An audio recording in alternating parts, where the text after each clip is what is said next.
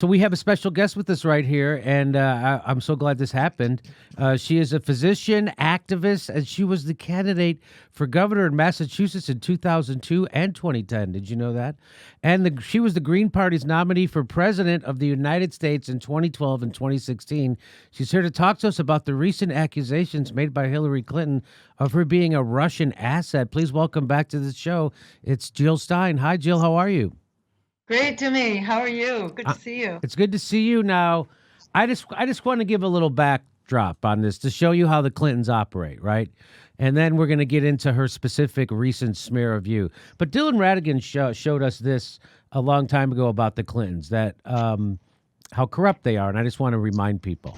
So, again, while the FBI director example gives those with a partisan view against Donald Trump, and it's easy to be against Donald Trump, the obvious fuel to suggest that he's a criminal who's a terrible guy, blah, blah, blah, under investigation, probably true.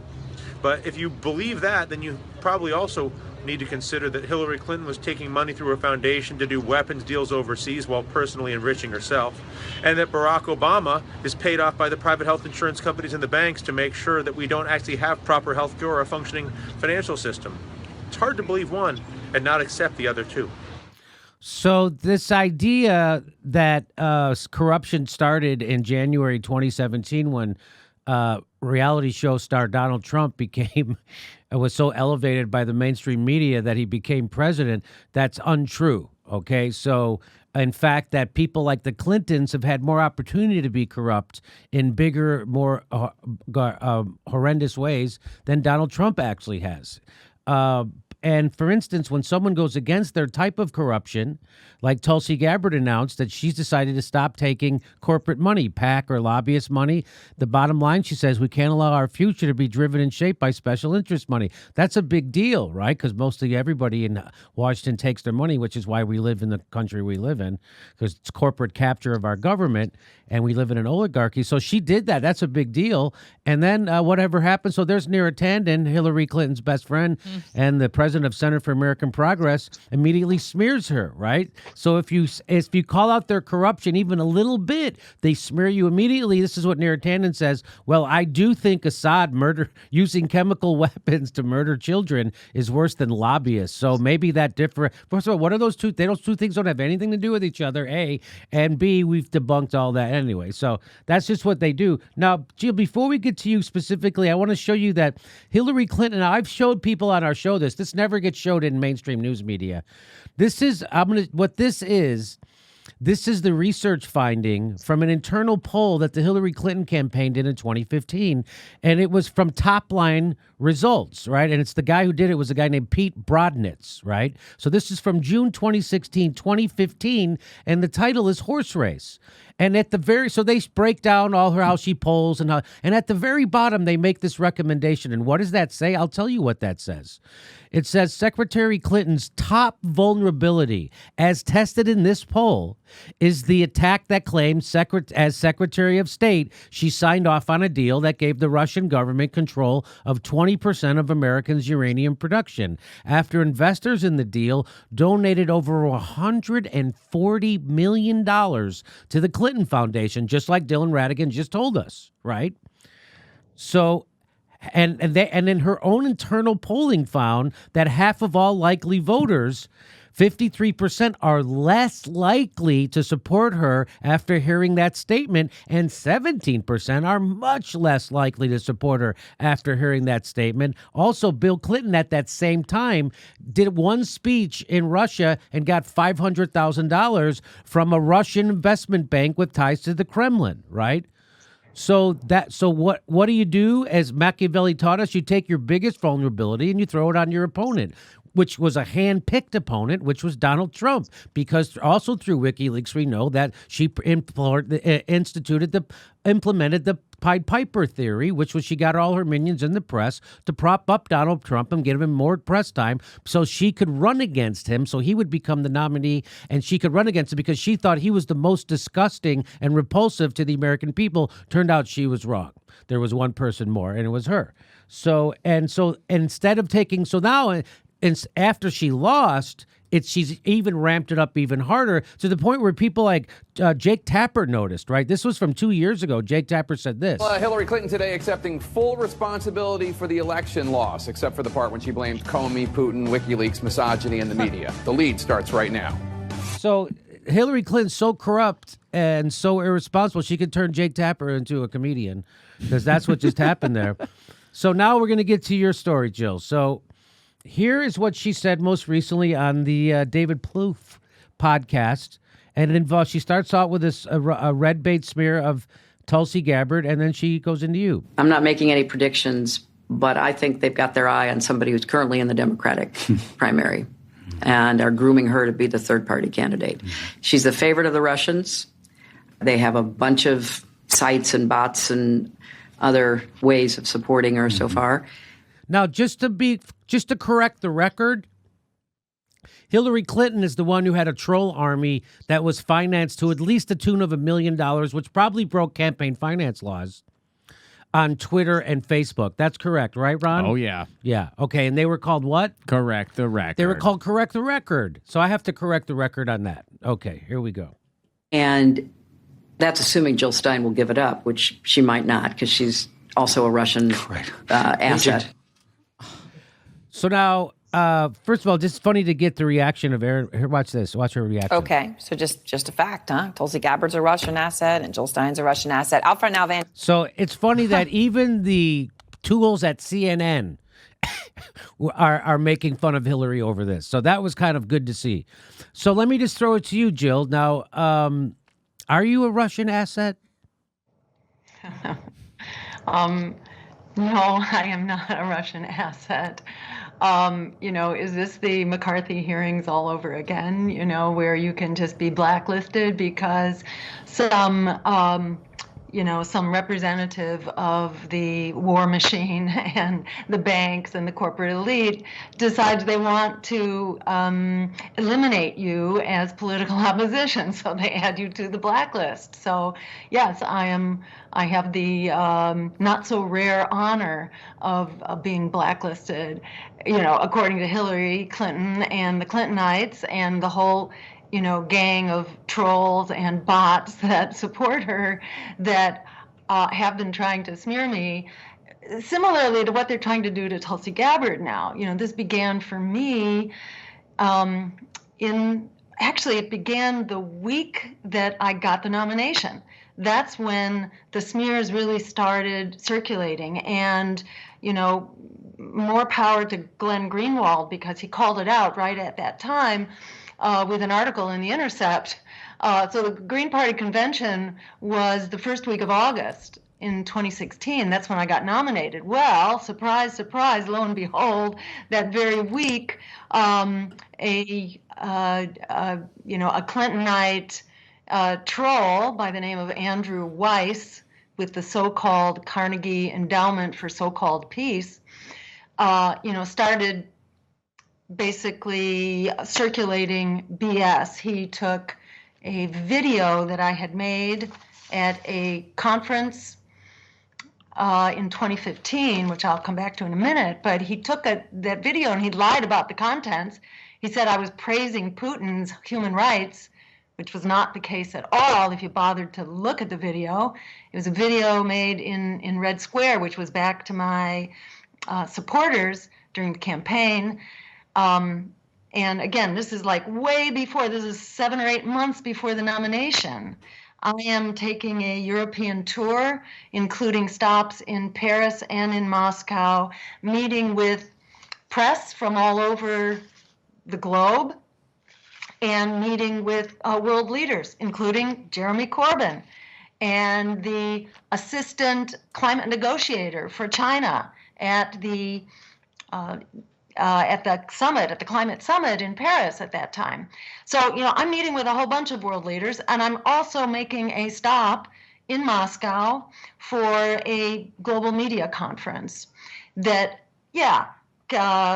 contained representatives of media from the radical organizations like the BBC, like India's largest TV network, like China TV, and so on. So, as well as RT, there were lots of global media there. And why was I there?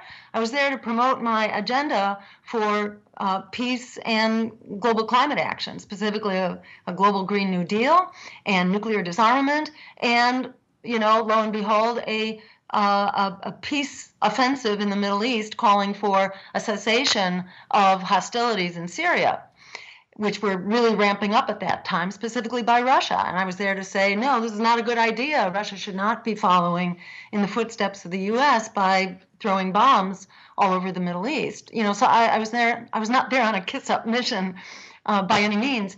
So, so this was really jerked around and taken by the first Clintonite supporter, and it began a harassment campaign on social media, really doing very much what they're trying to do to Tulsi Gabbard.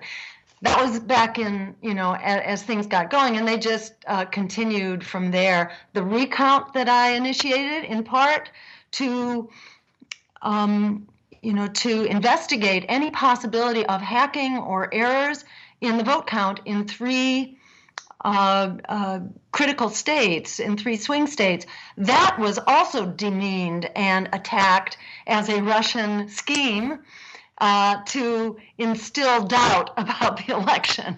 In other words, I was initiating these doubts about the election by calling for a recount to validate the election. So it's just this preposterous smear campaign that has continued without interruption. It then, at one point, and I'll add, the recount put the fear of God into the Clintonites, because suddenly $7 million came into my campaign account from small donors, over 160,000 small donors contributing an average of like $40 in order to find out, was there malfeasance, hacking, errors, et cetera, going on in the election. And that so terrified them that they had to really begin smearing me big time. So after that, you'd think the election was over. They ought to just put it to bed. But they were really worried that we were going to be able to build something and be a real source of continuing opposition, political opposition to the corrupt Democrats, and really to the whole corrupt political establishment in Washington, both parties. And, the Democrats are not an opposition party to the Republicans. They don't fill those seats. They go along with them, as you've said many times, on the war machine, on the military, on right now they're fighting against the leadership in the Democratic Party, and most of the Democratic elected officials are against actual Medicare for all, right? So they're against what their own base wants. 8 out of 10, or sometimes 9 out of 10, depending how you ask the question. Democrats want single payer health care, and they're just flatly they legislate in favor of their donors and not in favor of their voters, which is why it's such a precarious thing for Bernie Sanders to run inside the Democratic Party, right? Because if he doesn't win, what has he done? He's then sheep-herded a bunch of people into a counter-revolutionary party that cheats them on the regular instead of building a viable alternative, right? So that's the precarious. And so other people say that it's a political calculation he has to make. So that's a different argument. But I want to get back to what's happening with Hillary Clinton, and I think she overreached. This time, that's a word I used. I learned from Tom Brokaw. When a politician lies, he says they overreached. So I'll say I think she overreached so much with this. It's so ridiculous that even people like Aaron Burnett were making fun of it. And hopefully this will be the thing that turns the corner on this Russian meddling.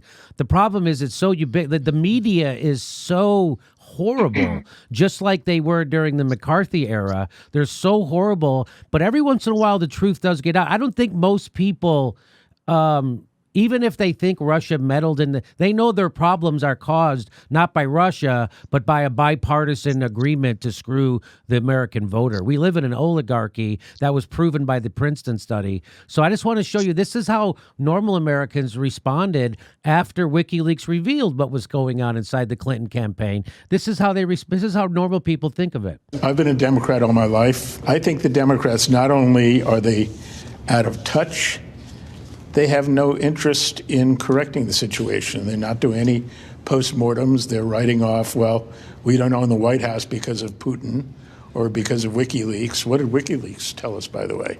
They, regardless of who was behind it, they confirmed that Hillary Clinton and the Democratic establishment are liars, and that they had their thumb on the scale, for Hillary Clinton. Well, so what are they basically saying? If we hadn't been caught lying, we'd be running the country right now. Yeah, exactly. And if I could respond to a couple of things you said, this is why the Democrats are on the attack, because people are not just fed up, they are fighting angry. A recent poll, like last month in the Wall Street Journal sponsored poll, and I think ABC, it basically found that people are at the boiling point. 70% say that they are fighting angry at the whole damn political establishment. So, this is very threatening to the power structure. They really don't want another political vehicle to get a foothold, and that's why they're still fighting Greens, because all the crap they're throwing at us has not managed to stick. Why is it not sticking? It's because their story is so preposterous. And as this gentleman just said, they are against Trump, but it's not clear what they're for. They're certainly not for you. They're not for Medicare for all. They're not for a Green New Deal. They're not for the right to a job. They're not for a decent retirement or for union rights to organize. They're not for any of that. They're just against Trump so that they can continue to please their big money donors and keep the dollars flowing. And that's their strategy in 2020, just like it was in 2016. So, they are preparing to basically give it away to Trump again in 2020. They are not an opposition party. And then just quickly, the smear on WikiLeaks, is just horrific. And we see Julian Assange rotting away in jail where he should not be. There are so many illegalities that have put him in this position right now, and where he can't organize. He doesn't have access to his lawyers or his material. His basic human rights and his medical rights are being horrifically violated. The guy is very sick, from what I understand. In the reports, which I haven't seen yet, from his appearance yesterday or the day before, he's really fading away. But he's not just fading away. The guy is being persecuted, into oblivion. He offered to testify in the Mueller hearings. They don't want to hear what he has to say, and who knows what he has to say. But that's a very important part of these so-called mysteries that that we are still left to wonder about. And I want to add also that the attack against me, which was against the recount, it was, that my trip to Russia was some kind of collusion, which has been, completely debunked. The lynch mob that was whipped up by the Clintonites, the lynch mob that was whipped up on social media, then translated into an investigation by the Senate Intelligence Committee, which I fully cooperated with, which sort of took over my life for a little while.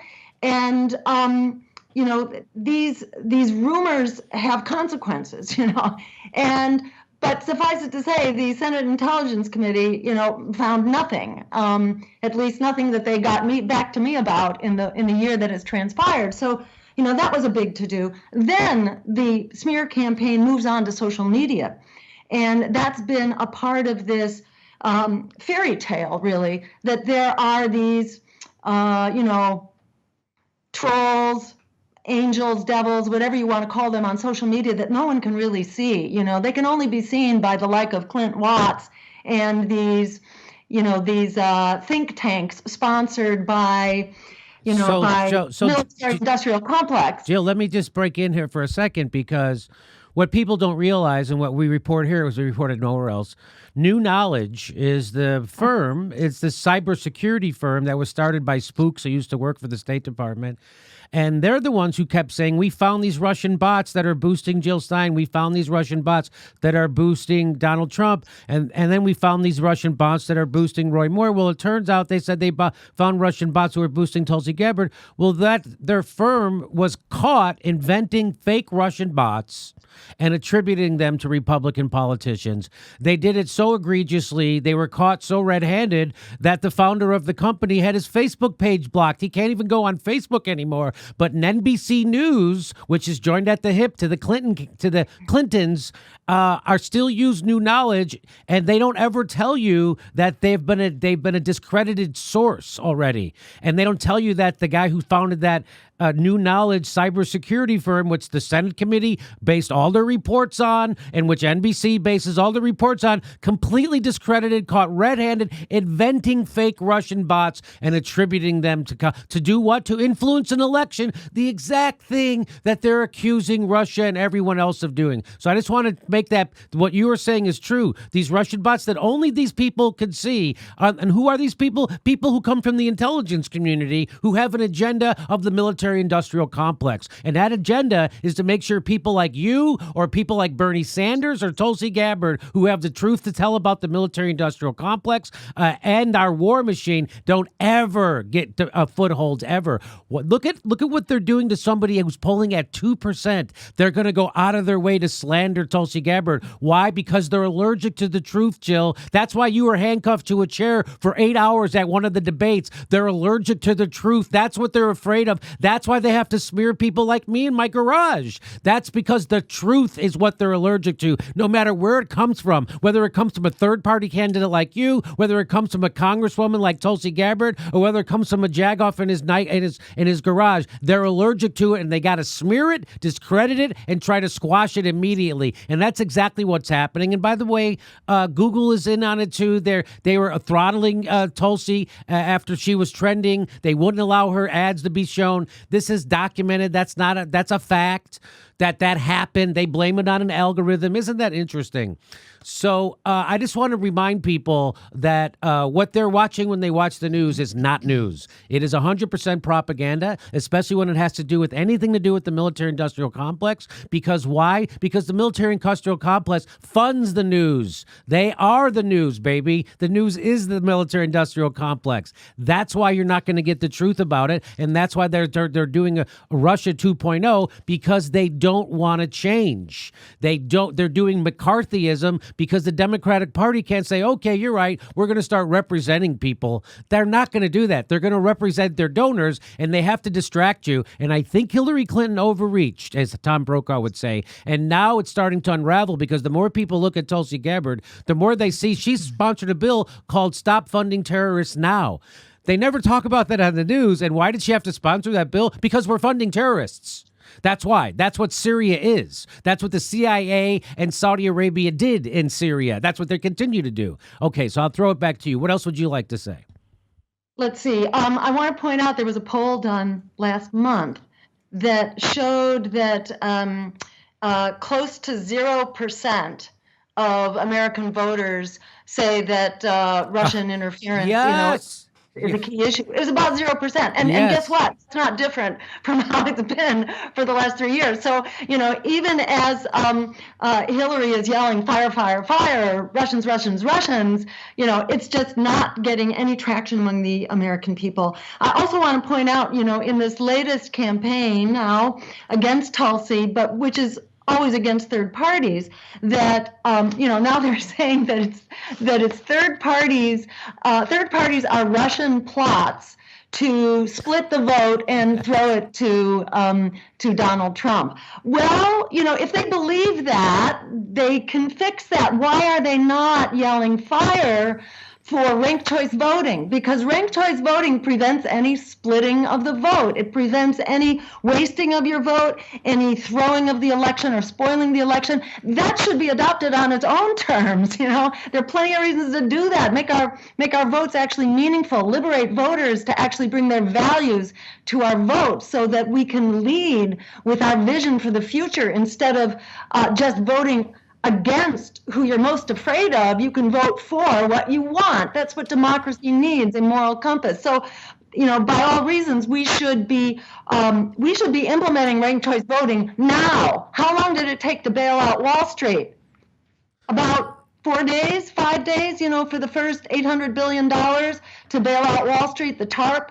Why do you think? It happened almost immediately. So to save our elections, to liberate our votes, to make our elections meaningful, and if you're into this fantasy stuff, prevent any possibility of some foreign asset spoiling the election, pass pass ranked choice voting. Your legislature can do it right now. If they could bail out Wall Street to the tune of almost $1 trillion in a week, we can salvage our elections and protect them in the course of the next week or two or month or two. The voting machines are just being purchased now, and I must say that has a lot to do with the recount and how we actually did raise the bar for paper ballots and for audits, rigorous audits, to ensure that there's no hanky-panky going on with the electronic voting machines, which we're trying to get rid of and go back to good, hard, unhackable paper ballots.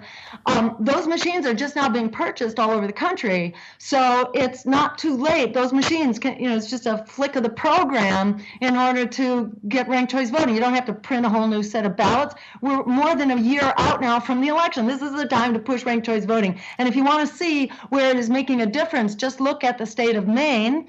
There is a wonderful Green Party candidate named Lisa Savage. Look at Lisa for Maine. That's Lisa, FOR Maine.org. She is an anti-war candidate, a public school teacher, an advocate for people, planet, and peace, who cannot be fear campaigned and cannot be smeared out of this election. And so she's being, she has a real voice in the dialogue now. If we can't at least talk to each other, how do we begin to be a democracy? Right now we're in these warring camps. So ranked choice voting takes the fear out of our election dialogue. So well, Jill, this is something that we can do right now. People don't even, the corporate media and the Democratic Party are so afraid of ranked choice voting that they don't even tell people what it is. You never even hear it mentioned. When I mention it to people who I would expect to be informed, they don't even know what it is.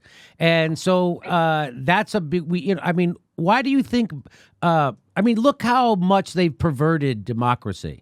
So people participating in democracy by starting a third party, like the Libertarians or the Greens or the Peace and Freedom Party or whatever part, that people who participate in democracy in the United States, they've now perverted that into being somehow a traitorous activity. That if you don't, Chomsky taught us that the liberal class is there to make sure the word of debate stays. They set the parameters, and that's exactly what they're doing. It's plain to see right now that if you think you can vote for or participate in any political party outside the two corporate ones that have been chosen by the donor class and pushed by the mainstream media, that you're a traitor to that's how much they've perverted democracy now. And of course, ranked choice voting would take away that BS lie and fear-mongering tactic that they use. Why do you think Bernie Sanders, who runs as an independent his whole career and has been elected time and time again, including the last time he ran in Vermont for Senate as an independent, why do you think he doesn't mention ranked choice voting more?